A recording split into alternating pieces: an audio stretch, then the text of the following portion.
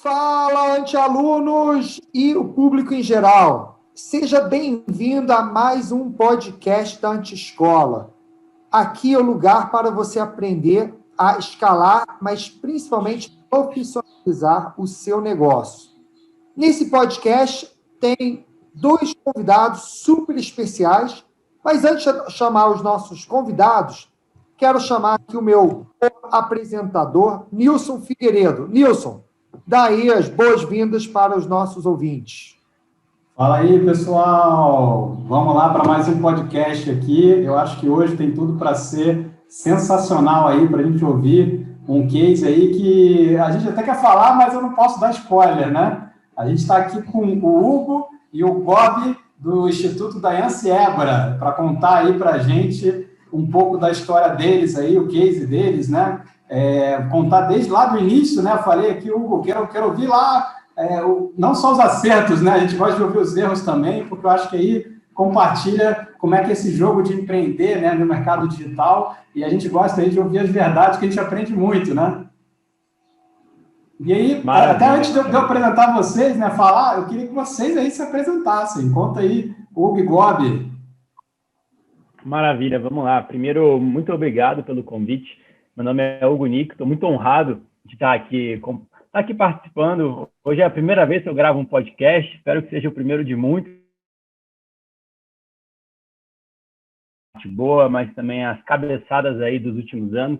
Hoje, nosso principal projeto é o Instituto da Ansiebra, é um projeto que a gente ingressou nele há 3 anos atrás. Dando um spoiler rápido, quando a gente começou esse projeto em 2018, foi um projeto que tinha 700 mil de faturamento naquele ano, e aí a gente entrou, e eu vou compartilhar com vocês aqui hoje o que a gente fez para ir no primeiro ano de 700 mil para 7 milhões de faturamento, e no segundo ano a gente levou esse projeto de 7 milhões para 14 milhões e meio de faturamento. A ideia é que hoje vai ser compartilhar o que a gente fez para ir aí dos 6 dígitos por ano, de faturamento anual até os 8 dígitos por ano, em um tempo aí de 2 anos. Então a ideia é contribuir com o conteúdo de gestão, contar um pouquinho desse meio de campo que aconteceu. A minha história com o Gobi começa um pouco antes. Em 2016, a gente começou nesse mercado, através de um congresso online. Eu, o Gobi e um amigo. Lembro como se fosse ontem, um congresso que a gente investiu R$8.000 desesperado, morrendo de medo. E aí, logo na sequência, a gente vendeu R$35.000 e as coisas começaram a acontecer em 2016. E de lá para cá, muitos projetos começaram, muitos projetos deram errado, mas é importante reforçar que a gente só conseguiu começar a dar certo de verdade nesse mercado depois praticamente aí de quase 2 anos indo para um lado, indo para o outro, errando muito mais que acertando, até entender onde que era o nosso ponto falho, e esse vai ser um conteúdo bem legal para compartilhar com vocês. Mas antes, queria que o Gobi se apresentasse para a gente começar aí, de fato, a entregar o ouro. Bom, vamos lá. Sou Felipe Gobi, sócio do Hugo já desde 2016 e muito boa tarde aos ouvintes, quem está escutando aí. Espero que vocês tenham um podcast bacana. Certamente será. E aproveitando, concluindo aí o que o Hugo falou, essa jornada desde 2016 foi repleta de cagaço e muito aprendizado. Só que teve uma coisa que eu acho que foi nosso diferencial, que a gente vai ter a oportunidade de entrar um pouco mais de detalhes, foi que desde lá a gente já se atinou para que no futuro a gente seria grande. Então a gente começou a mapear muita coisa, muitos processos, e isso levou... Enfim, estamos colhendo os frutos hoje disso daí. Então vai ser um bate-papo legal. Obrigado, muito obrigado por aceitar esse convite e fazer esse bate-papo com a gente. O que é legal desse podcast é que a gente não traz suposições, a gente não pensa em coisas que ninguém fez, né? A gente traz pessoas que, de fato, fizeram, executaram e estão lá com o que a gente chama de skin in the game. Mas vamos traçar aí um pouquinho essa história empreendedora. E só para você, ouvinte, ficar alinhado, a gente não vai falar muito da parte de marketing, vendas, mas sim de gestão. E como que você consegue organizar a casa para escalar, e não só como você consegue vender mais. Mas vamos lá, como que começou, primeiro, essa história de amor entre vocês dois, para que essa sociedade começasse? A história começou muito antes, em 2012, a gente desenvolveu alguns projetos juntos, e lá atrás, há muito tempo, a gente começou a empreender, E aí não deu certo, o negócio não foi para frente. E logo, muitos anos depois, muita coisa aconteceu. Eu e o Gobi, a gente manteve esse contato e, por coincidência, por ironia do destino, os dois estávamos estudando marketing digital em paralelo. Enfim, e aí eu tive uma ideia de lançar um congresso online em 2016 e eu convidei o Gobi, porque era, diga-se de passagem, né, ele era a única pessoa também que eu conhecia naquela época que estava estudando sobre marketing digital. E aí aconteceu uma coisa muito importante que a gente não percebeu, mas anos depois a gente acabou descobrindo que a gente deu muita sorte que e já é um conteúdo de gestão, os nossos perfis são complementares. A gente não tinha essa clareza, essa noção da importância de você ter um sócio com um perfil complementar ao seu. Em outras palavras, eu sou hoje uma pessoa, eu tenho uma facilidade na parte comunicativa, na parte de pessoas, e o Gobi tem muito mais facilidade na parte processual, na parte de organização.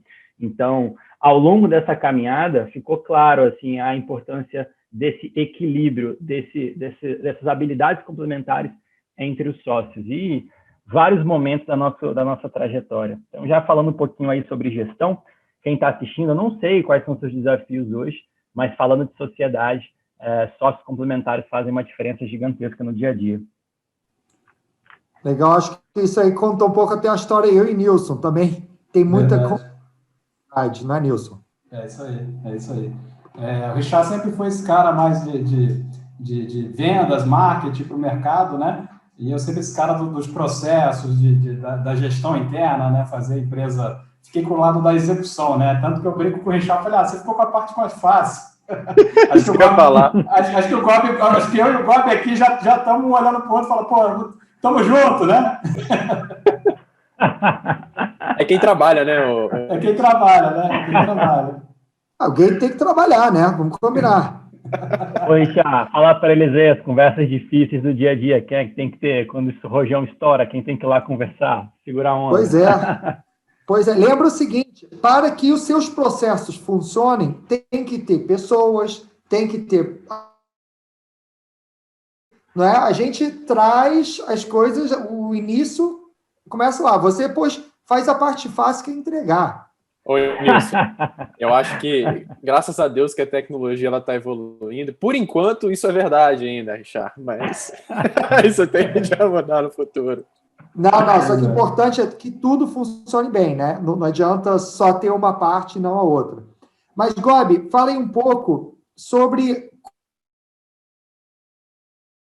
Tiveram uma visão muito voltada para processos, para ter certeza que a coisa começasse direito, né? Você criou a fundação antes de criar o prédio. Fala um pouco sobre isso. Essa é uma boa definição, fundação antes do prédio, né? E o que eu pensava? Eu tenho a formação em engenharia, né? Apesar de nunca ter atuado como engenheiro, não sei nem o que o engenheiro faz no mercado hoje, mas eu acho que essa parte mais lógica me ajudou muito. E muito também da minha falta de paciência, de falar 10 vezes a mesma coisa. Eu falei, porra, cara, nosso negócio é todo digital. Eu vou ficar fazendo 10 vezes explicando a mesma coisa? Não, vou gravar um vídeo aqui, fazer um documento. E aí a gente, naquela época, com zero noção de contratação, a gente ainda tem muito pouco, né? A gente melhorou, mas está precisando melhorar esse lado. A gente trazia qualquer um. Cara, vem cá, senta aqui, se você souber digitar, segue esse processo aqui, a gente está precisando. E voltava para a venda, o foco na venda, na negócio. Então, nesse caminho natural de construindo muita coisa, padronizando muita coisa, já surgiu essa aptidão de processos, né? Já tinha isso e foi algo um pouco natural para mim, assim. Eu ia perguntar justamente isso, porque normalmente o que a gente mais vê na escola, né, são empreendedores que antes de chegar nesse ponto sofrem muito, né? E aí, pelo que eu estou escutando de você, Gobi, acho que vocês já foram quase que com uma certa intuitivamente, né? Vocês já estavam sacando que isso em algum momento ia precisar. E isso não chegou a ser uma grande dor para vocês, né? Foi assim, porque tem muita gente que precisa bater a cabeça na parede depois de vender muito e falar, cara, agora eu preciso arrumar a casa. Com vocês foi assim? Como é que foi? A gente tinha dificuldade de vender.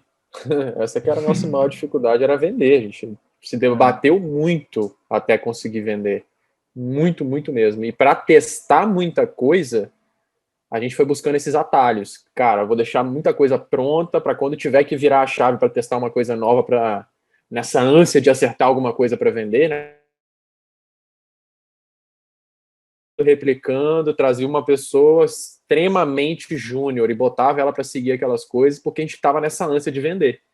E depois que a gente conseguiu acertar a veia, veio o problema de pessoas. Tem algumas coisas que aconteceram. Em 2017, quando a gente acertou o primeiro lançamento, começaram a surgir muitos outros projetos. E aí foi um primeiro erro na nossa trajetória. Você começa a querer abraçar o mundo, né? Começa a querer lançar todo mundo, começa a querer fazer um monte de projeto. E ali eu lembro que a gente teve uma ideia que não deu certo, mas foi fundamental para o que a gente construiu hoje, que era, cara, quando a gente fala de lançamento, os processos por trás são sempre os mesmos. Você vê aí grandes players, você vê o mesmo lançamento funcionando para diferentes nichos. Então, o segredo não está, de fato, não só na copy, mas tem um processo que funciona. Eu lembro que a nossa ideia em 2017 foi, se a gente padronizar esses processos, esse negócio pode virar meio que uma franquia.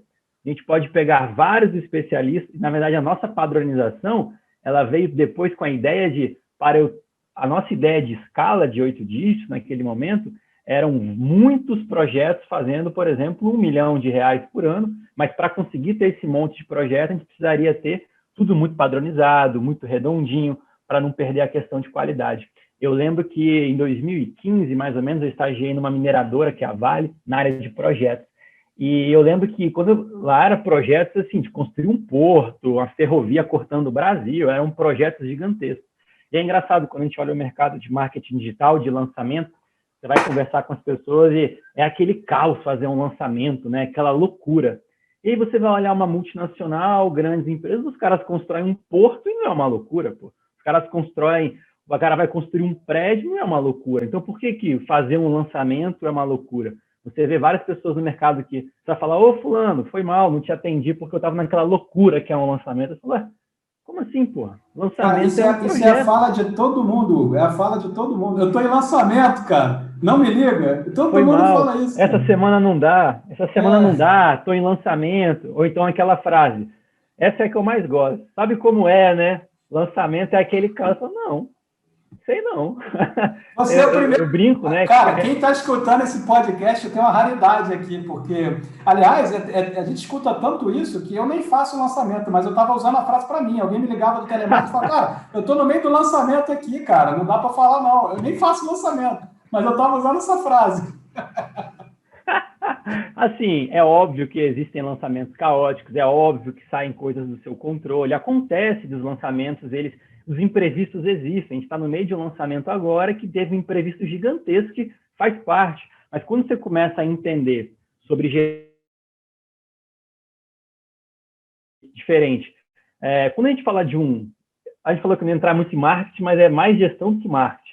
Quando a gente olha uma empresa, é muito fácil, assim, você tem aquela visão do alto do que é processo e o que é projeto. Vai separar aqui processo e projeto.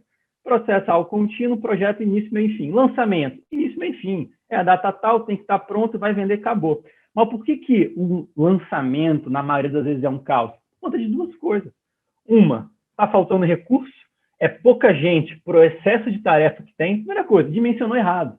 É um lançamento. Aqui a gente mapeou todos os tipos de lançamento, todos que você possa imaginar. Padronizado, tem um template, a gente sabe de ponta a ponta. É como se fosse construir um prédio. Quanto tempo vai levar, quantas pessoas precisa, enfim, um cronograma, vai.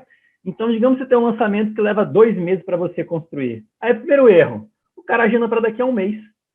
Já nasceu errado, mas você consegue fazer? Consegue, desde que você tenha mão de obra suficiente. Aí vem o segundo erro, a pessoa não tem noção do que precisa ser feito, de um cronograma completo, aí ele já marca o lançamento no prazo menor do que precisa. E a quantidade de recursos que ele vai ter também é menor. Então, um lançamento que ele precisaria talvez de 2 meses, ele vai querer fazer em 1 mês com pouca gente. Qual é a certeza? É que vai dar merda. É que vai ser um caos. Então, o primeiro grande aprendizado que a gente teve lá atrás, quando começou a padronização, foi, cara, quanto tempo eu preciso para fazer um lançamento? Depende. Depende da quantidade de mão de obra que eu tenho, de recursos. Da experiência. E aí, cara, aí começa a aprofundar. Mão de obra, recurso, tem um outro nível de maturidade. Se você for fazer com júnior, é diferente de fazer com sênior.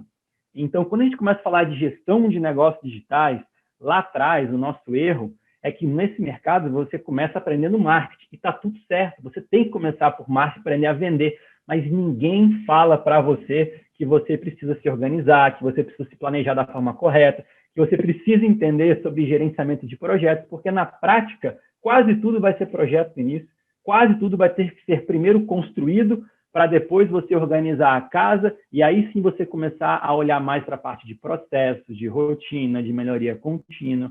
Então, quem está começando e já está sofrendo com essa questão de lançamento, esse caos, faz uma primeira análise, estima bem a quantidade de recursos que você tem hoje, falando especificamente de mão de obra, se você está agendando seus lançamentos no prazo adequado, se você não está colocando coisa demais para fazer em pouco tempo, porque essa organização, ela começa, na verdade, um passo antes, né? Quando tu olha para o teu orçamento, quando você começa a desenhar o teu calendário de lançamentos, começa a entender, caraca, esse lançamento aqui está muito em cima, vou ter que aumentar o prazo dele.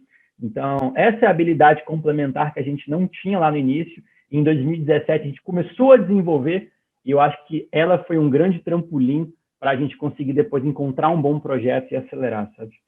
E como que vocês identificaram essa necessidade? Porque, assim, o que você está falando aqui requer muita maturidade e muita experiência.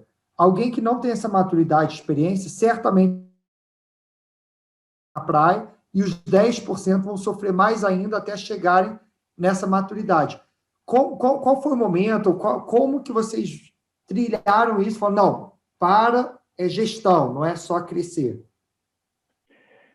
Necessidade. Foi bem necessidade. Eu sempre gostei muito de gestão. Eu amo o assunto marketing digital, mas eu sempre gostei muito mais de gestão. Lá atrás, já fui presidente de empresa júnior em 2009, 10, sei lá, nem lembro o ano direito, mas eu sempre gostei desse assunto, sabe? E foi necessidade. Eu lembro que o nosso primeiro lançamento que deu certo em 2017, em abril, eu, o Gob e um estagiário, cara, da noite para o dia a gente tinha 500 alunos. Falou, ué, mas não tem nem suporte na empresa? Como assim? Então, foi muito da necessidade, das dores. Até que chegou um ponto que eu não vou... Gob, se você lembrar quando foi essa virada de chave, eu não me recordo se foi um fato ou se foi algo contínuo que foi incomodando, e chegou um ponto que a gente falou, cara, dessa forma não dá mais, sabe? Mas eu lembro que tem a ver... 2017, cara. 2017, quando a gente decidiu que a gente queria ter vários especialistas para fazer 10 milhões no ano, naquela época, que era com o Adam, né? A gente foi montar uma empresa, fizemos o empresa autogerenciável do Marcelo Germano, então muita coisa foi se atinando. E eu acho que foi nessa coisa. Pô, a gente precisa padronizar a parada para rodar vários lançamentos, que naquela época não tinha, né? Pô, não vai ter um cara que vai fazer 10 milhões. Não vai existir. Agora eu lembrei, tem alguns pontos legais aí, agora eu comecei a lembrar. Tem uma coisa que eu e o Gob a gente gosta muito de fazer, acompanhar biografias, né? Tem muitas pessoas que são referências para a gente se esforça muito para estar próximo, pegar conselho, tudo isso. Eu lembro que naquela época... Dá um exemplo aí, quem é referência para você? Não, vai responder a pergunta de onde que veio. Eu lembro que eu sempre fui muito fã, o Gob também, do Flávio Augusto, de geração de valor, o WhatsApp e tudo mais. Aí eu lembro que era um negócio muito tópico na minha cabeça, que era o seguinte, sofria para fazer um lançamento. Aí o cara chegava e falava, não, eu tenho, sei lá, 1000 franquias. Eu falei, como assim? Como assim você tem 1000 franquias? Como assim o negócio funciona bonitinho em 1000 lugares e a gente não consegue fazer um lançamento organizado? Não é possível. Então, eu acredito que veio muito de olhar para fora. Eu lembro que esse era um exemplo que eu usava e o outro, eu olhava para Vale, aqui do lado, os caras construíram um porto, eu ia andar na praia, eu vi um porto, um negócio de, eu falei, cara, não é possível que a gente é tão ruim assim, que esse negócio é tão difícil. A gente está fazendo muita merda, só pode. E veio muito disso, sabe? De buscar referência atrás do como. É o famoso, cara, a gente quer, como é que faz esse negócio? Porra, se é o mesmo processo em tudo quanto é lugar, a gente tem que entender o que tem que ser feito, como que a gente organiza isso, para não perder a qualidade, para ter os parâmetros tudo bonitinho. Então, não foi uma coisa, sabe? Acho que foi um acúmulo mesmo de experiência, de bagagem, de referência, meio que foi ligando os pontos. Ou seja, foi uma porrada, né? Em 2018, Richard, a gente fez... Acho que foi 2018, né, Hugo? Não sei se foi 2018 ou 2019. Fez um experimento, de fato. A gente pegou esse modelo e fizemos um atrás do outro tipo, vários nichos diferentes, assim. A gente falou, caralho, o modelo funciona. O modelo que a gente desenvolveu funciona. Para confeitaria, para fitness, para saúde. Então, Ganhar dinheiro online. ganhar Foi em dinheiro. 18. A gente Cara, validou, né? A gente eu acho começou isso aí a incrível. padronizar. Eu acho isso incrível, Hugo, porque assim, o que o Bob está contando, e assim, a gente escuta muito sobre a aula que vocês deram dentro da escola, bastante feedback positivo, e aí aqueles templates, cara, a metodologia que vocês construíram e tudo mais, cara, é de bater palma, porque normalmente a gente encontra muito no mercado digital um certo, vou generalizar, tá? Me permitam, Claro. mas assim, muito amadorismo, no sentido assim, o pessoal tem aquele pensamento, né, de vamos colocar mais dinheiro e tráfego vende mais e tal, e aí vai tudo virando um caos, né? E aí, com vocês, que bom que aconteceu meio que naturalmente, né? Porque vocês já tinham esse viés, né? Mas eu vi, assim, a capacidade que vocês tiveram de milimetricamente, né? Desenhar lá o processo sistemático, o que faz primeiro, qual o tempo de cada coisa, realmente é um nível de profissionalização que aí até eu troco a pergunta, né? Você ia comentar algo mais nesse sentido, né? Mas, assim, acaba que a gente já vê a profissionalização que vocês conquistaram para colocar essa fundação e depois chegar a níveis, né, patamares maiores de faturamento, né? Cara, com certeza. E aí, olha como as coisas fazem sentido depois disso. Em 2017, a gente virou essa chave querendo padronização para escalar dessa forma. Só que aí é um erro que acontece no mercado. A gente começou a pegar muitos projetos, muitos até sem potencial, querendo meio que abraçar o mundo. Uma falta de foco, tá? Por falta de visão de negócio mesmo. Assim, beleza, a gente acha que é para cá. Então, era nosso modelo naquele momento. Só que aí, todos os projetos pararam de funcionar. Todos, nenhum. 4, se eu não me engano, 4 projetos, os 4. O que aconteceu naquele momento? A gente entendeu, cara, que para você encontrar, por mais que você tenha muitos projetos, o tal do foco é complicado. Por mais que você queira franquear, aí começaram alguns problemas. Primeiro, faltava gente experiente para tocar. Era eu e o Gob só, não tinha gente suficiente para liderar um projeto. Então, por mais que você padronize, por mais que você olhe para processo, é como se fosse uma jangada que a gente remou só de um lado e não remou do outro para ir para frente, a gente remou só do lado processo. E o outro lado, que era gente experiente, gente capacitada, formar time, andando em círculo, a gente não saiu do lugar. Porque quando a gente foi expandir, muito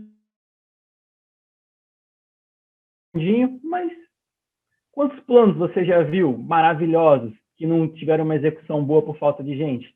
E quantos planos horríveis vocês já vieram por aí que deu super certo porque tinha gente boa pra caramba? Então, hoje eu entendo que ter gente capacitada, ter gente experiente lá no início é até melhor do que você ter processos muito organizados. Não que os processos não são importantes, eles são fundamentais. Eu estou mostrando que hoje eu acredito que o caminho é esse equilíbrio de fato, sabe? Sem esquecer, é a jangadinha, é remar dos dois lados.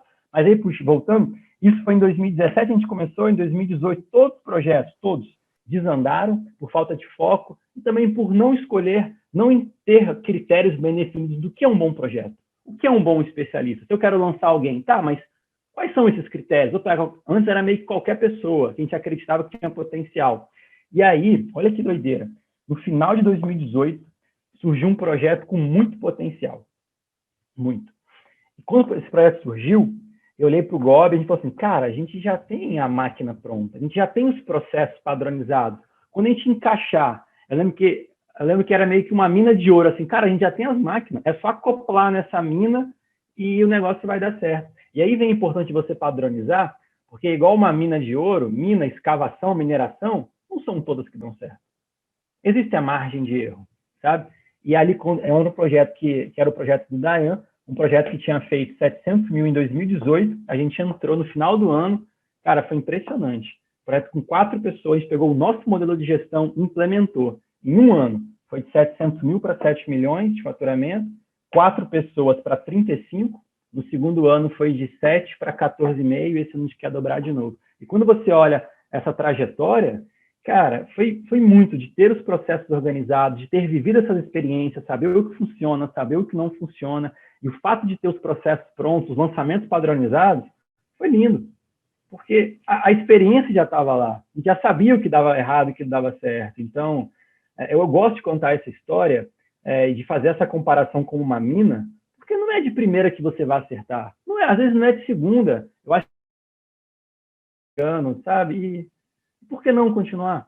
Então, é legal contar essa...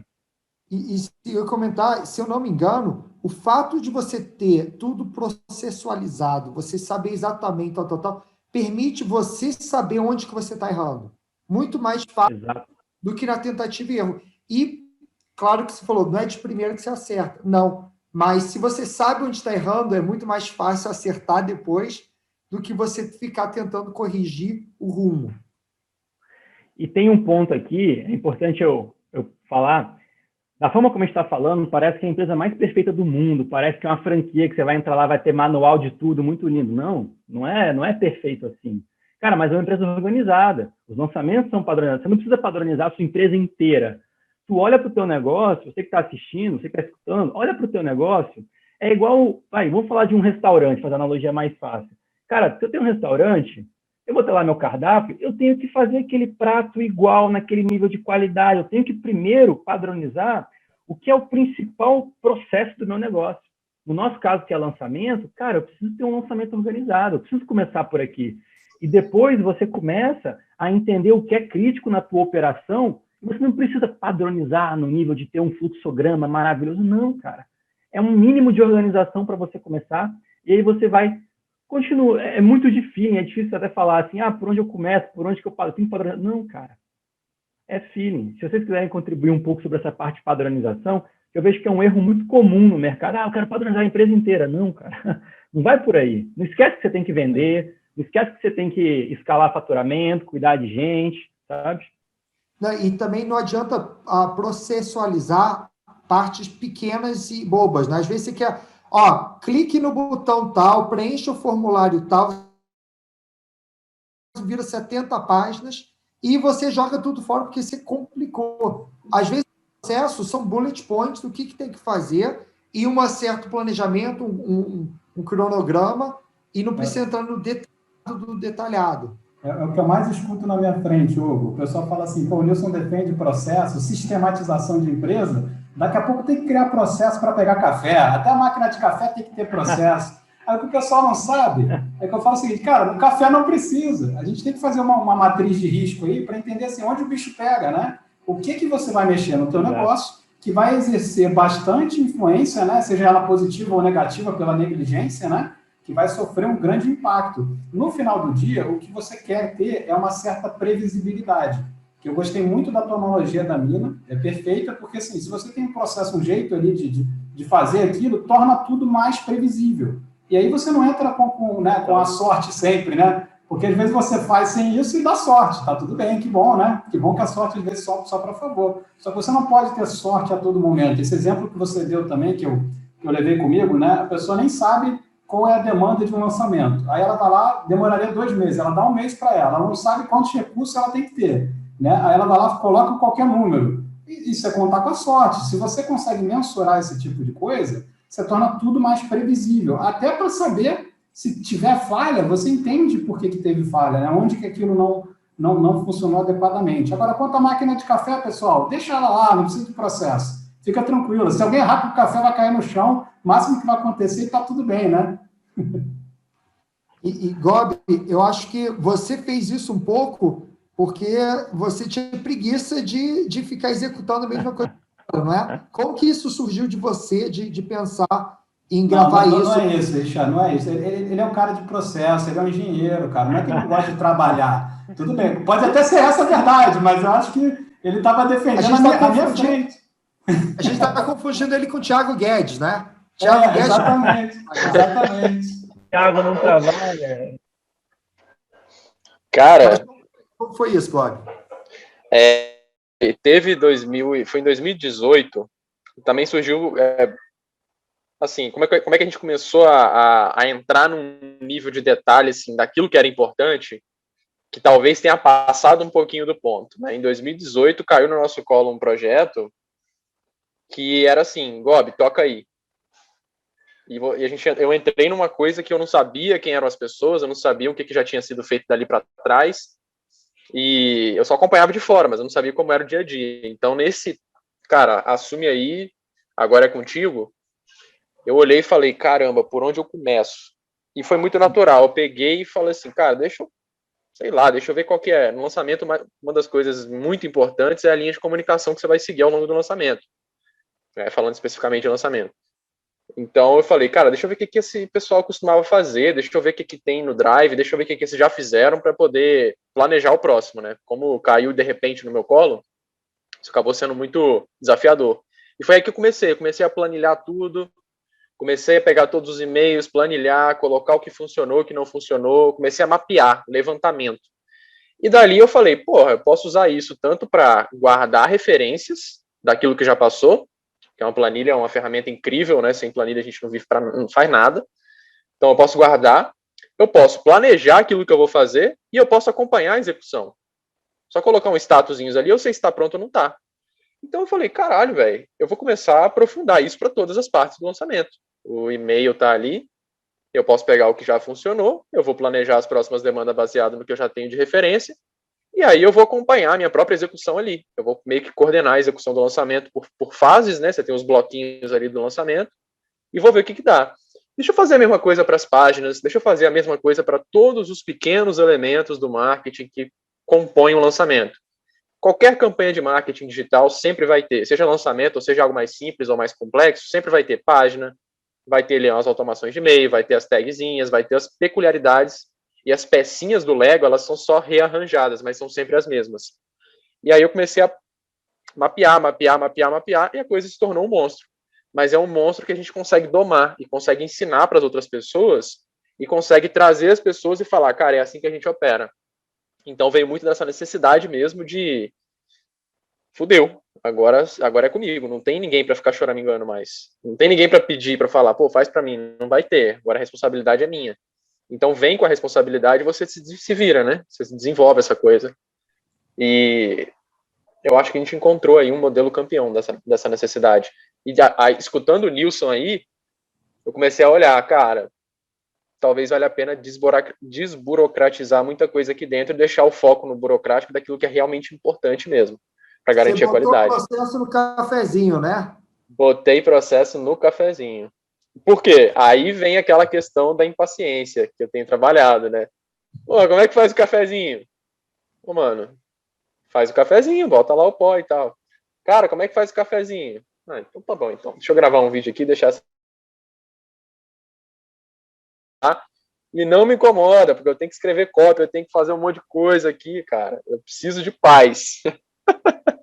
Legal. Eu queria pegar essa sua última frase, não me incomoda, eu preciso de paz, para ir para um próximo assunto, que é gestão de pessoas. Uhum. Impaciência, essa coisa de processualizar. Você fala, cara, tem um processo, está pronto, tal. Segue lá. Segue lá. O Hugo comentou um pouco do barquinho lá, que um lado é o processo, outro lado é pessoas, mas pelo que eu acompanho de vocês na escola, essa parte de pessoas sempre foi uma dificuldade, não é? E não veio tão natural quanto processos. Queria que você comentasse um pouco os erros que vocês tiveram nessa parte de pessoas. Nossa. Elenca o primeiro aí. Para mim, o Vamos principal... gravar mais um episódio. Para mim, Nossa senhora, esse é o nosso maior foco, maior gargalo, que a autoescola tem ajudado muito, especialmente você aí, Richard, e o pessoal das ligas, né, que é acho que um subproduto da autoescola aí, o mais fenomenal. Mas, cara, eu diria, eu vou passar uma primeira percepção minha e depois o Hugo passa dele, tá? Tanto da importância do comportamental, de qual é o perfil ideal para sentar em cada cadeirinha da sua empresa, e você ter desenhado as cadeirinhas. Porque o cara que começa fazendo tudo, ele não tem muita clareza do que cada função tem que fazer. Isso até hoje é uma dificuldade para a gente, assim, que cada função aqui tem que executar. Qual que é o papel de cada caixinha aqui para não invadir o espaço do outro, sem necessidade, ou que vai causar incômodo, por exemplo, conflito de autoridade. Então, cara, são várias coisas, assim, parece que é um xadrez que quando você começa a colocar a pecinha, que as coisas começam a surgir um monte de problema e vira um problema, e a comunicação vira um problema e vira essa confusão. Então, para mim, sempre falar, contrata pelo perfil, contrata pelo perfil, né? Vê que isso é mais importante, o comportamental é mais importante que o técnico. Só que ninguém nunca chegou e explicou, fulano, vem cá, o que significa esse perfil? Tem pessoas que são mais processuais, tem pessoas que gostam mais de falar, tem pessoas que gostam mais de ficar quietinho, tem pessoas que precisam de mais segurança para fazer as coisas. Então, na caixinha do fulano de tal, não bota um cara porra louca. Ou na caixinha do porra louca, não bota um cara muito quietão. Vai dar merda. Ninguém nunca falou isso. E aí, hoje que a gente está entendendo, depois a gente aprofundar nesse quesito. Mas esse é só, para mim, é o principal, assim, não colocar as pessoas certas nas cadeiras erradas e nem vice-versa. É uma arte, Pensei que né, você ia cara? falar que o primeiro erro era o sócio. Não, mas pelo menos acertou, né? Sócios iguais, né? Só que até nisso vocês são complementares, né? Como sócios. Te deu sorte. Isso aí foi. Mas quando surgem outras oportunidades, esse é um grande ponto que a gente olha. Teve uma movimentação que a gente fez agora de trazer 2 diretoras super experientes, super renomadas do mercado, assim. E uma das frases que eu usei na conversa com elas tem sido um mantra, assim, para a gente, que é primeiro quem, depois o quê. Então, hoje, novos projetos, a gente sempre olha muito isso. Vamos fazer o quê? Cara, calma. Primeira coisa, quem que vai fazer? Qual é o time? Porque quando você vai pegando um pouco de experiência, você vê que não adianta, sabe? A engrenagem não vai. E aí, pegando o gancho do Gobi, estava refletindo aqui sobre esses pontos. Primeiro, olhando a nossa linha do tempo, os erros, né? De novo, é fundamental você padronizar os processos, entender o que é crítico, entender qual que é o coração do teu negócio. Só que aí, teve eu vou listar aqui uma ordem cronológica, o nosso primeiro erro falando de gestão de pessoas, que é de novo, o Gobi falou muito bem, hoje a minha principal prioridade é gente, cuidar das pessoas, recrutar, formar, cuidar, desenvolver. A nossa linha do tempo, vocês perceberam que a gente focou muito em processo. Quando você é muito técnico no que você faz, o que você faz, por fazer tantas vezes, torna simples. Só que é simples para você hoje, porque você faz aquilo há muito tempo. E aí, por mais que você padronize algo que é simples, aqui vem a primeira aprendizagem de perfil comportamental. Não é porque você padronizou, não é porque está redondinho que você vai colocar na mão da pessoa e vai sair bem feito. Porque se ela tiver o perfil comportamental errado, mesmo um processo padronizado não vai ter o resultado adequado. Vou fazer uma analogia que eu adoro. Time de futebol. Você pega o Neymar, bota ele na zaga. Ele vai ser uma merda como zagueiro. Mas ele é um jogador ruim? Não. Ele está na posição errada. Ele tem que jogar no ataque. É lá que ele vai desenvolver bem. Então, assim, você pode ter o melhor treinamento, o melhor treinador do mundo de zagueiro e botar o Neymar. Vai ser uma merda. Não importa o quão organizado você seja. Não vai fluir bem. Não é que ele não vai desenvolver. Talvez ele até tenha lapsos ali, boas jogadas, mas a médio prazo não funciona. Quando a gente descobriu isso, e eu não me recordo aqui quando foi, mas foi esse o principal ponto da virada que nos levou dos 7 milhões para os 14 milhões nessa empresa, dos 7 para os 8 dígitos. Focar em gestão, sendo mais específico, focar em pessoas. Quando a gente descobriu o que é perfil comportamental, a gente descobriu a metodologia do DISC, que é a metodologia que você consegue mapear as pessoas e entender ali, através de alguns critérios, essa parte comportamental. Alguns são mais analíticos, alguns são mais comunicativos, alguns são mais organizados, com mais foco em resultado, e por aí vai. Então, nessa pegada de 2019 para 2020, quando a gente descobriu isso, a gente foi e mapeou a empresa inteira. A fotografia da empresa, de um lado, e a fotografia dos cargos, do perfil ideal de cada cargo do outro lado. Foi chocante, assim, tanto de pessoas que estavam fora dos cargos corretos. E quando eu falo fora dos cargos corretos, é fora do perfil ideal de cada cargo. Vou dar um exemplo. Eu tinha um gestor de tráfego que fazia lançamentos grandes, lançamentos aí de R$500 mil de tráfego, 7. Metia um erro comum. Ele não era muito organizado, ele me falava que ele amava a rotina. Cara, eu adoro essa rotina, eu adoro isso que eu faço. Quando eu mapeei o perfil dele, a primeira coisa que apareceu no perfil dele, mas aqui no teu perfil fala que você odeia a rotina. Aí ele, veja bem e tal, eu até gosto, mas não é sempre. Eu falei, safado. Esses erros aqui frequentes, então, é por conta disso, pô. É porque quando você pega uma tarefa muito maçante, você gosta durante 1, 2 horas, mas vai ficar 10, 12 horas em cima. ele não tinha o perfil ideal para aquele cargo. Eu não vou nem entrar no detalhe dos problemas que aconteceram e por aí vai. No final, foi bom para todo mundo, porque quando você entende o perfil de cada pessoa, você consegue colocá-la numa posição que ela vai ser muito mais feliz e fazer muito melhor aquilo de acordo com o perfil dela. Então, esse foi o primeiro ponto de virada na nossa gestão, que foi colocar as pessoas certas nas posições certas. E aí, óbvio, dar todo o suporte, desenvolver essas pessoas, ficar junto. Funciona 100%? Não. Tem outros pontos que você tem que entender. Qual foi o nosso outro erro que agora, esse ano, de fato, sendo bem sincero, a gente começou a olhar com muito mais atenção. Aqui, abrindo as nossas vulnerabilidades, tá, pessoal? No início, é assim, meu irmão, a gente quer vender, vamos embora. Tem esse negócio de cultura aí. Cultura é coisa de empresa de multinacional, irmão. Vamos acelerar, vamos vender. Depois a gente vê esse tal de cultura.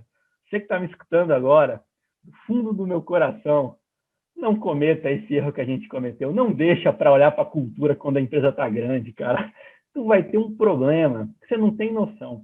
Então, hoje, nosso principal foco é cultura, sabe? É organizar essa casa, porque por mais que você encontre a pessoa certa, com o perfil certo, ele tem que estar alinhado, tem que ter o fit cultural, tem que estar alinhado com os teus valores, os valores da empresa. Senão, cara, tu vai construir... Ó, escuta o que eu estou falando, eu não estou jogando a praga no teu negócio.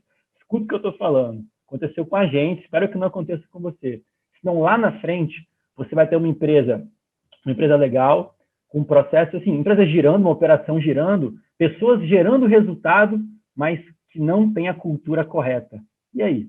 Como é que você tira da operação a pessoa-chave desalinhada na sua cultura? Como é que você para a operação?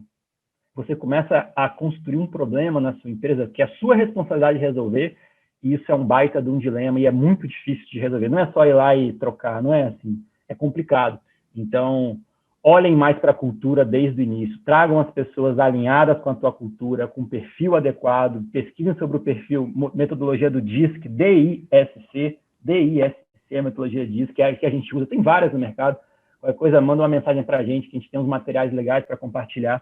Mas é isso, sabe?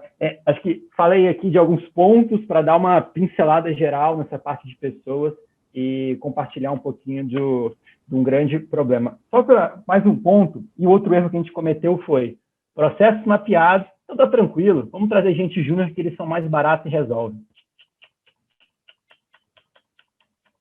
Não é por aí.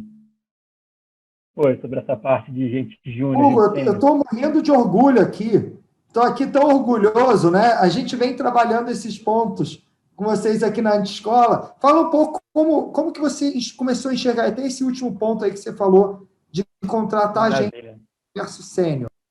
Quando você começa a tua escala, começa a escalar teu negócio, não estamos falando de marketing, estamos falando de escalar a empresa. Começa a olhar para a parte financeira, começa a olhar para orçamento, começa a olhar para todos esses pontos, aí você olha lá e fala assim, ué, mas essas tarefas aqui eu posso botar um estagiário.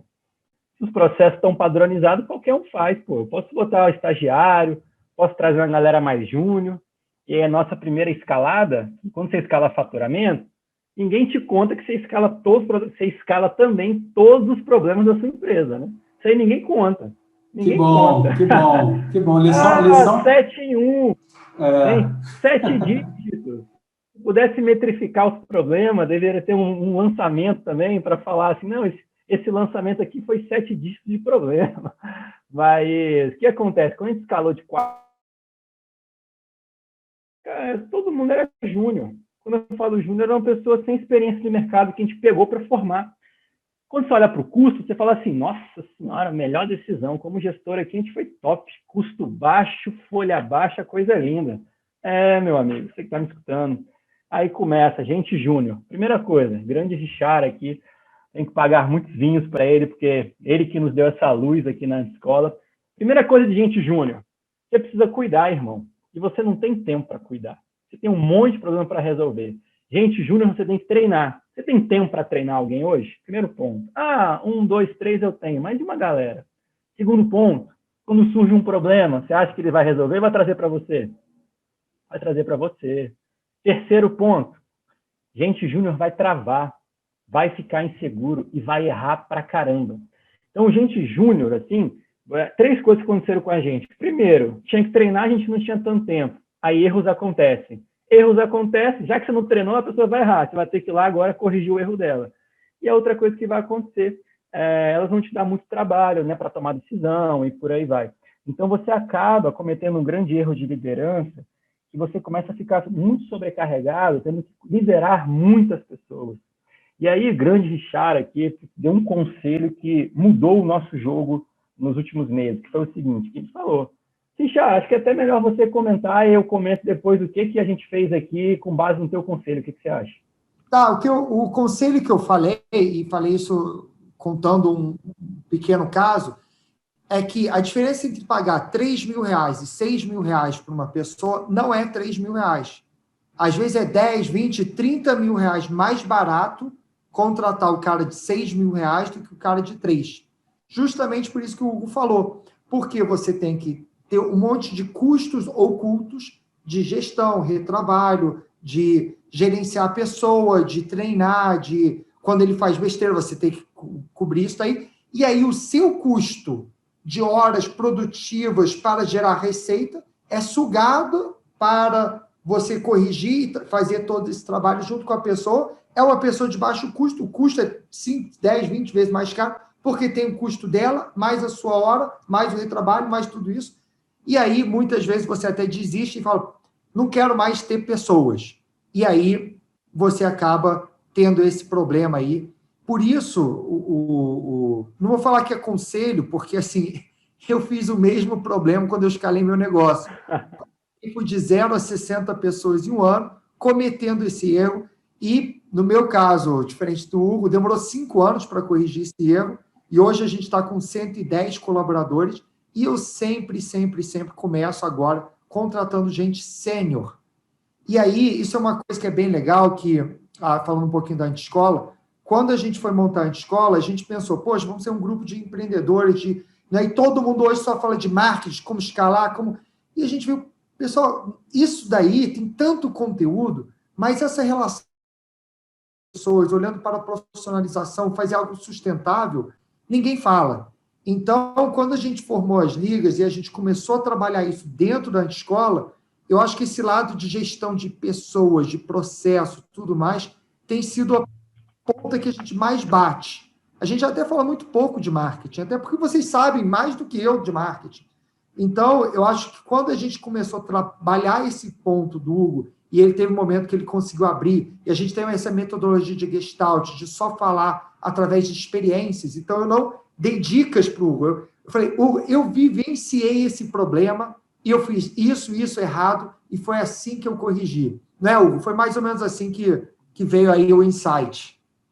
Foi exatamente isso. Richard, publicamente aqui falando, cara, obrigado demais por aquele dia. Lembro como se fosse ontem, quando você compartilhou a tua história. E realmente, a metodologia da Anti-Escola é muito diferente. Eu participo de vários grupos de mastermind, de mentoria e tudo mais, e é muito diferente a metodologia aqui, porque uma coisa é falar, faz isso, faz aquilo. Cara, às vezes não é legal, assim, a pessoa não sabe a tua realidade, mas quando alguém chega e fala, olha, deixa eu contar a minha experiência, o que aconteceu comigo. Então, essa metodologia que vocês construíram, cara, junto com o Nilson, junto com todo mundo, com o Guedes, com o Taioba, sensacional, parabéns. E a gente já tem colhido muitos frutos. Se a gente não tivesse na Anti-Escola, certamente a gente não teria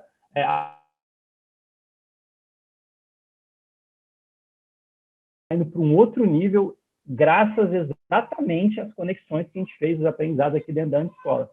Foi com essa experiência do Richard, a gente entendeu que a gente fez o caminho errado e a gente começou uma mudança na empresa. Aí, de fato, em busca de pessoas experientes para começar a liderar as equipes. Então, ao invés de, cara, tem um processo padronizado, beleza, mas quem que vai fazer isso daí?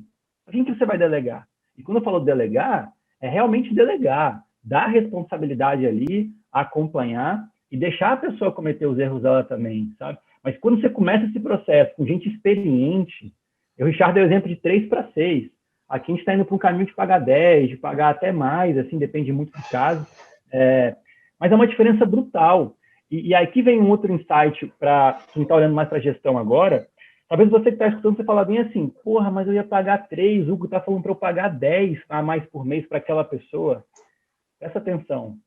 Faz um orçamento bem desenhado. Você vai aumentar R$ 7.000 a mais aqui nessa posição, X a mais. provisiona mais que teu orçamento vai ter que vender 20 mil reais a mais por mês, 30 mil reais a mais, 50 mil reais, só que agora a diferença é que você não está sozinho. Você vai ter gente muito mais experiente contigo para tomar decisão junto. Você vai ter muito mais tempo para sair do operacional e focar na estratégia do seu negócio. A gente acabou de fazer um lançamento incrível na empresa agora em fevereiro, um outro lançamento agora em março, sensacional. E se você for olhar a minha dedicação e a do Gobi, foi muito menor do que nos meses e anos anteriores, pela movimentação que a gente tem feito, trazer cada vez mais pessoas experientes. Sua folha aumenta? Aumenta. Só que quando você amarra esse aumento do teu custo salarial com a expectativa maior de receita que você vai ter, fora o tempo que você vai ter para focar nas outras coisas tão importantes da empresa, é pequeno. Então, eu vejo que um erro da galera é não ter essa visão de orçamento, essa visão financeira, e ir atrás dos comos. Está muito, mas é caro, tá, mas vai aumentar. Mas e aí, o que você pode fazer, então, para compensar isso? Vender mais, porra. Ajustar os custos em outros lugares da empresa. Outro exemplo para quem está no digital, gateway de pagamento. Um exemplo simples. Quando você libera tempo para olhar para outras coisas do seu negócio, não sei qual gateway, qual plataforma você usa de pagamento na tua empresa. Alguns cobram 10%, outros cobram 7%, outros cobram 5%. A gente fez uma mudança, a gente conhece algumas pessoas no mercado, fizeram uma mudança, só de trocar o gateway de pagamento, Pega essa, depois me manda um vinho aí para agradecer. Só de trocar o gateway de pagamento, um aumento no lucro da empresa de 20% a 30%. Sem vender nenhum real a mais, por começar a receber os juros das vendas, ao invés de deixar com a plataforma. Então, assim, é uma movimentação, você só consegue olhar para isso, para o teu DRE, essa linha aqui, mas como é que eu posso melhorar, diminuir esse custo aqui?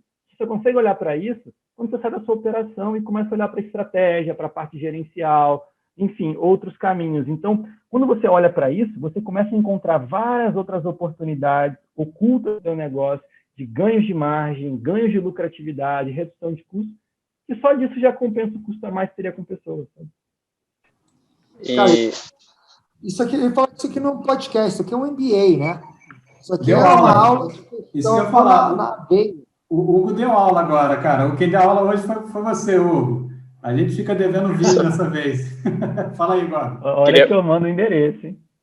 Só complementar o que o Hugo falou, ele falou que a gente teve menos envolvimento, né? Menos envolvimento na operação. Mas a cabeça estava maquinando para isso, olhar como é que a gente pode cuidar mais das pessoas, o que a gente pode fazer para trazer pessoas melhores, quais produtos novos a gente pode entrar, né? Quais nichos, quais verticais do mercado a gente pode entrar, o que a gente pode fazer para internacionalizar a marca. Então, assim, não é que a gente deixa de trabalhar, a gente trabalha no aspecto operacional da estratégia. Como é que eu vou fazer uma linha de produto nova? Perfeito. E eu falo com os empreendedores na escola, brinco assim, qual que é teu 80-20, né? E aí, sem eu dizer o que está por trás desse exercício, né, eu falo assim, elenca as tuas tarefas, né? Aí, quando a gente faz 80-20 dele, 80% do tempo dele é como fazer a empresa funcionar, e só 20%, quando muito, né, é ele pensar em como fazer a empresa crescer. Aí eu falo, tá bom, amigo, parabéns, agora tem que inverter esses números, né? Você tem que deixar 20% é só gestão para fazer a empresa funcionar, você tem que ter as pessoas certas, né? Que você não tem, porque você está tendo que se envolver muito, para ter os seus 80%, que é o que o Gobi acabou de falar agora. Não é que ele parou de trabalhar, ele conseguiu fazer, ele olhar para as coisas certas, estratégicas, para fazer a empresa crescer e não ficar apertando o parafuso para fazer a empresa funcionar. Concordam? Com certeza. Uma coisa que ninguém olha, o negócio, como é que você mitiga isso? Como é que você... Ninguém para analisar. Que risco, Hugo? Um monte de risco, pô. Você está fazendo um lançamento com um especialista, só bota na madeira aqui. Se acontecer alguma coisa, acabou a empresa? E aí? Então, é só quando você sai do operacional e começa a fazer esse movimento. E eu não vi, tá? E aí, se vocês tiverem algum outro caminho, eu não vi uma forma, até hoje, de você conseguir sair do operacional se não for com gente boa. Se não for com gente boa. O resumo disso é o livro do Jim Collins. Primeira coisa você tem que saber é quem que você coloca no ônibus. Depois, essas pessoas vão definir para onde o ônibus vai. Porque se você botar, não sabe quem vai entrar, qualquer destino tá bom. Então, você tem que ter pessoas certas, a partir daí você consegue definir. E essa parte... Pode falar. Não, essa parte de contratação tem uma dor da galera. A gente faz consultoria no mercado, então a gente já viu essa dor acontecer várias vezes. E é muito engraçado, que é o seguinte, falando de gestão de pessoas, quando você começa a ficar, cara, mas por que fulano não contrata? Porra, o cara tá lá no operacional, fala 1 milhão de vezes, contrata, e o cara não contrata. Por que eles não contratam? Não é custo, não é. É a mesma história de sempre. Ah, mas ninguém vai fazer tão bem como eu faço esse lançamento aqui, pô. Aquela centralização, aquela vontade de controlar o processo que só eu sei fazer, só eu posso cuidar do financeiro, só eu posso fazer o tráfego e tudo mais. E aí o tapa que eu queria dar para quem está escutando é o seguinte, cara, por mais que você seja muito bom no que você faz, olha no teu mercado se não tem ninguém que vende mais que você. Olha no teu mercado se não tem ninguém com uma empresa muito melhor do que a sua. Se tem, então tem gente que faz melhor do que você? Então, assim, começa a refletir, por mais que você seja muito bom no que tu faz, cara, sempre vai ter gente boa no mercado que vai fazer melhor do que você. É muito mais uma questão de você começar a entender como que você pode confiar mais, como que você pode delegar melhor. Delegar, um ponto importante aqui, é você confiar, é você conferir muito mais do que você confia. Vai lá, pô, dá uma conferida. Delega, mas não confia. Vai lá e confere, pô. Troca essa palavrinha. Mas essa pessoa não custa R$2.000, né? Geralmente não custa 2, custa um pouco mais. Mas, assim, faz essa reflexão, você que está escutando e tem essa dificuldade de delegar, esse excesso de controle, tem um monte de gente aí no mercado que tem bastante resultado. Será que só você consegue fazer tão bem assim uma tarefa? Óbvio que não, pô. Então, faz essa reflexão do porquê. O que você precisa, que chave você precisa virar, ou estabelece muito bem os critérios, seja você muito exigente, porque, na minha experiência, as pessoas não conseguem crescer o negócio, não escalam por excesso de controle. Quando a tua empresa cresce, os problemas crescem, escalam tudo e você não vai conseguir dar conta de todos os problemas da empresa. E você vai precisar de gente para te ajudar. E se você não confia o suficiente, não confere, não tem um processo muito bem organizado disso, de fazer essa gestão de pessoas, vai dar merda. E o excesso de controle vem por falta de confiança. E aí você tem que entender por que você não confia na pessoa. Aí é um problema interno seu.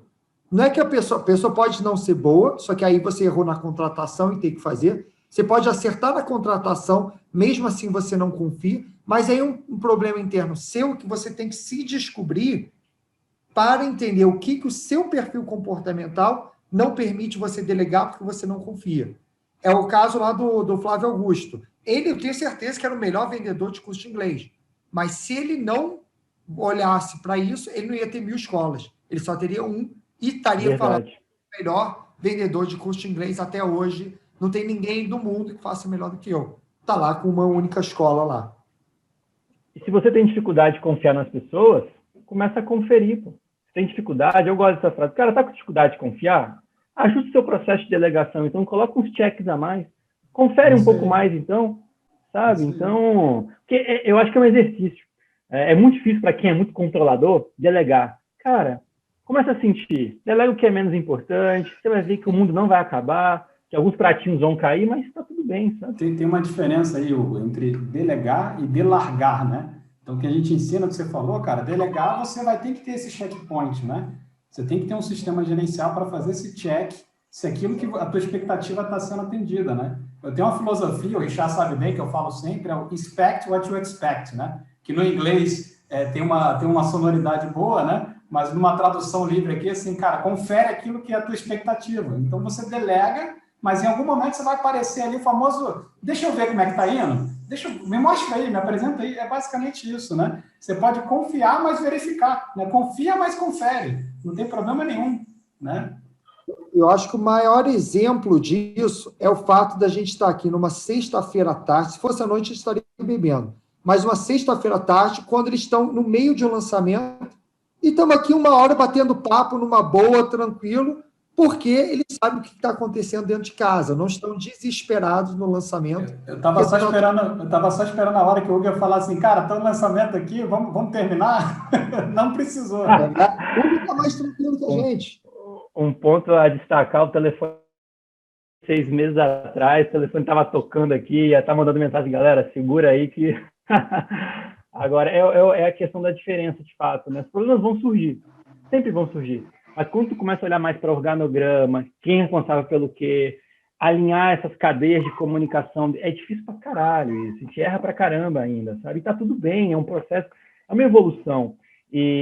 Mas quando você começa a... Cara, depois que acontece, fala, caraca, mas é tão óbvio, né? Mas tem que falar, assim, porque a gente sofre com isso até hoje.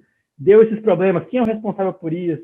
Quem resolve isso? Quais são suas rotinas de gestão? Onde, sabe, de delegar as responsabilidades? E aí você começa a ver, mas tudo parte lá daquele ponto de traga as pessoas certas, com a cultura certa, com o perfil certo, com os valores alinhados, que aí, logo ali na frente, você vai fazer uma diferença gigantesca nessa operação. E, de novo, não é que não dá problema. É óbvio que dá problema, dá muito problema, mas é diferente. Você não está mais sozinho para lidar com isso tudo, sabe? Eu queria pontuar uma coisa, pegar um fio lá atrás que o Hugo falou, a respeito do perfil das pessoas, de você olhar para a cultura, para você que está escutando. Eu sei, as pessoas, é muito difícil você aprender com o que as pessoas falam. Você vai ter que quebrar a cara sozinho antes. Ou provavelmente você vai escutar o que a gente está falando, você está fazendo sua academia, ou está dirigindo e está cagando porque a gente está falando nesse momento, porque você falou, esses caras estão... Mais um escrevedor de livro. Os caras que só falam o que está no livro. Qual que é um aspecto prático de você perceber que a sua cultura está quebrada e que você colocou as pessoas em lugares errados na sua empresa? É aquele momento que você vai ter uma pessoa super gente boa, que você adora, que você passaria tardes e noites bebendo com ela, falando besteira, trocando ideia, e, cara, você pede uma coisa para ela e o resultado não vem. Você está cobrando dela, cara, porra, você é supervisor da área, você tem que me entregar isso. Você tem que coordenar o seu time, você tem que me entregar métrica, eu quero saber o que está acontecendo na área, através de números, e nunca vem, mas a pessoa é um amor. Ela é um amor, ela, porra, conversa com todo mundo gosta dela, e aí chega um momento que você tem que sacar essa pessoa da empresa, você vai ter que demitir ela, porque ela não está entregando o que ela precisava. O erro foi seu de botar ela lá, e quando você tira essa pessoa, você abala o time inteiro. Por quê? Nossa, aquele fulano que era o amigão, a pessoa mais amável da empresa, foi demitida, eu sou o próximo, eu sou um Zé Ruela, tô fundido, eu sou meio mal-humorado às vezes, se o gente boa foi embora, e não tem nada a ver com gente boa, não. Tem que você botou a pessoa com a competência errada no lugar errado, entendeu? Então, você percebe, caralho. Eu tenho cicatrizes disso até hoje. Eu botei amigos na empresa que eu estou 3, 4 anos sem falar com a pessoa depois que eu demiti por um erro meu, porque eu não consegui alinhar, eu não consegui fazer esse trabalho. Então, de fato, a gente não está falando de abraçar a árvore, todo mundo dançar, pular, isso não é cultura. A cultura é ter resultado, e o resultado vem através de pessoas. Mas, Hugo, Gobi, a gente já está aqui, passando aí chegando uma hora. Já estava pegando a cerveja para continuar o papo aqui. Vários takeaways. A gente consegue ficar mais uma hora aqui sem pegar uma cerveja, mas eu acho que isso vai ter que ficar para um outro podcast, porque... Enfim, os caras estão em lançamento, Hugo. Gostei. Aí, já, a gente está em lançamento aqui, então a gente precisa terminar o podcast, né? Gostei. Boa, Gobi, devolveu.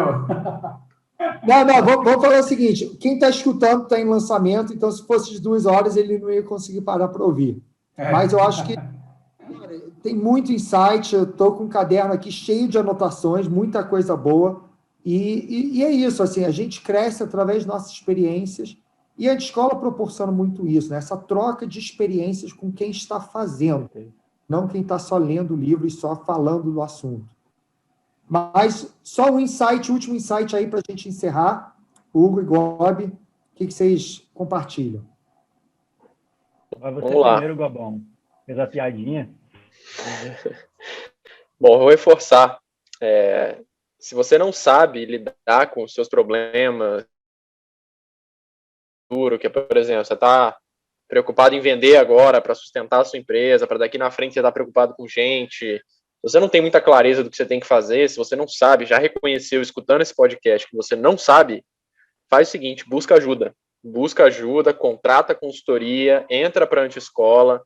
Eu comento com o Hugo aí, acho que o Richard e o Nilson não sabem disso, mas os encontros da Liga, que é um produto dentro da anti-escola, que você é o melhor de todos para mim, mesmo depois de um dia cansativo, o encontro da Liga é um alívio.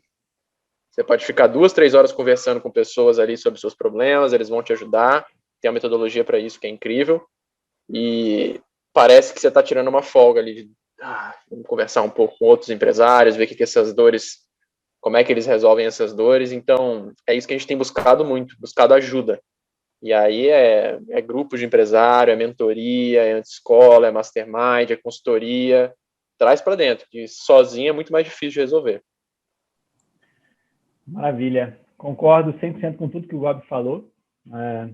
Estamos colhendo muitos frutos com a Anti-Escola. Tenho uma gratidão enorme por tudo que vocês têm feito por nós, por toda a metodologia, por toda a estrutura, por toda a galera.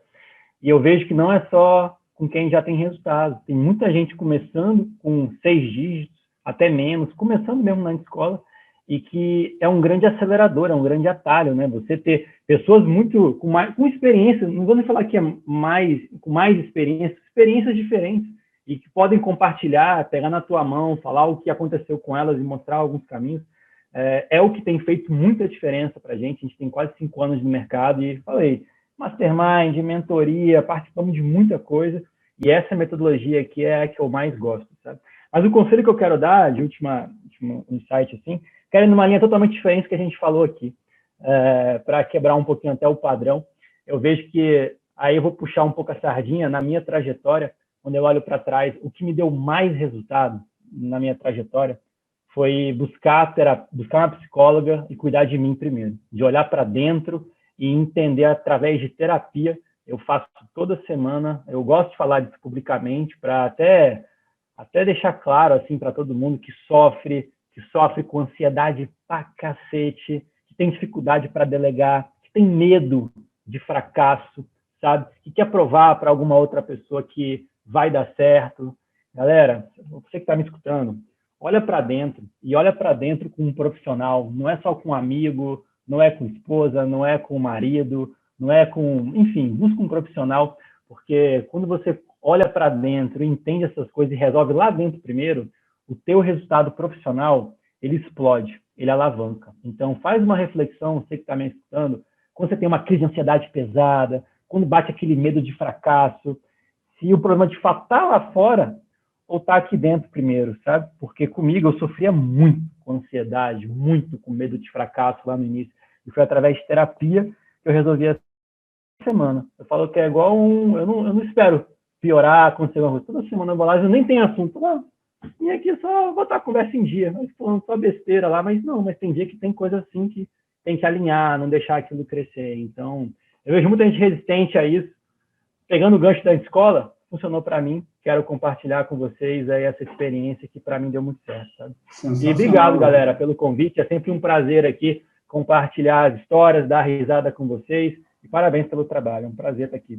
Ô, Nilson, tá faltando trabalho no rapaz. É que ele tá tendo tempo de ficar pensando sobre a vida, de ter angústia. Vai ter que botar mais umas tarefas lá no ClickUp do cara, porque tá complicado. Tô vendo. Eu percebi agora, nas entrevistas eu já li. A terapeuta deve falar bem assim já, foi o Gob de novo, né? Esse Gob, eu vou ligar para ele para resolver isso aqui. Mas sensacional, Hugo. Compartilha aí do teu sentimento também. A gente percebe o quanto isso, olhar para dentro é importante, né? Na verdade, faz a roda toda girar. Obrigado aí pelos insights, todos os takeaways aí que vocês compartilharam. Sensacional esse podcast hoje aí. Mais uma vez, agradecer vocês aí por terem aceitado aí o convite de estar aqui com a gente compartilhando o case de vocês e agregou demais. Obrigadão. É isso aí, pessoal. Muito obrigado. E não esquece de seguir a Anti-Escola no Instagram, em todas as redes sociais, ouvir que os nossos podcasts, YouTube, tem um pouco de tudo, tá bom? Muito obrigado e espero que a gente tenha ajudado bastante aí nesse podcast. Hugo, Gobi, obrigado. Wilson também, meu co-apresentador. Valeu. Um abraço aí para os ouvintes. Galera. Valeu. Quem gostou e quiser mandar uma cervejinha, um vinho aí, ó, @Hugo Níquel, pode mandar, viu? Eu tô aceitando, tá? Boa.